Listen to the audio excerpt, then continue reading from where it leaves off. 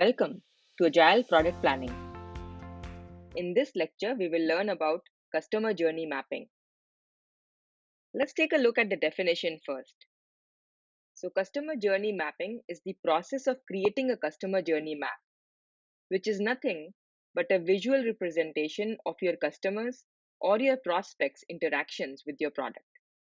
It is a strategic exercise that helps leaders to think from a customer or a prospect's perspective and better understand their expectations, pain points, motivations, and needs. A customer journey map maps out all touchpoints for both your existing and potential customers and is leveraged to visualize and improve the overall customer onboarding and experience. So, how to create a customer journey map? The first step is to define primary and secondary personas for your product. Next is to gather data and outline key events, personas' needs, and their possible interactions with your product. Your customers may interact with your product via different traffic sources, such as social media, your website, marketing emails, your promotions or campaigns, and so on. For this data gathering exercise, I have created two Canvas templates that I will share with you in this lecture. You can also download them for your future reference. The third step to create a customer journey map is to leverage a visual tool and create a comprehensive diagram that describes the journey of your product personas.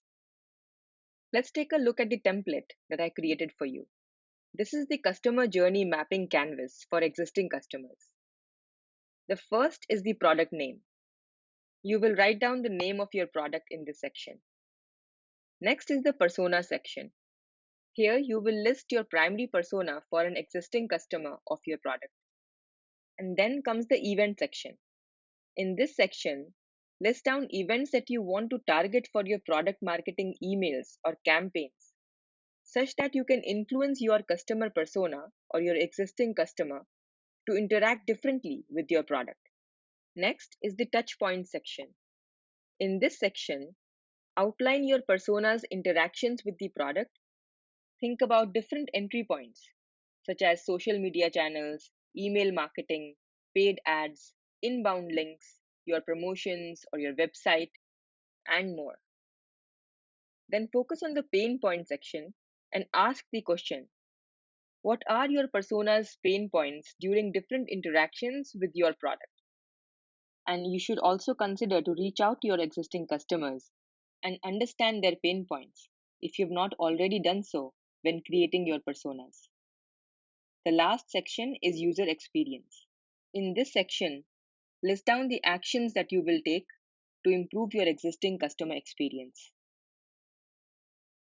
The next template that I created is the customer journey mapping canvas for potential customers. This template is quite similar to the last one, the major difference being this one is geared towards your potential customers or your prospects, while the previous one was meant for your existing customers.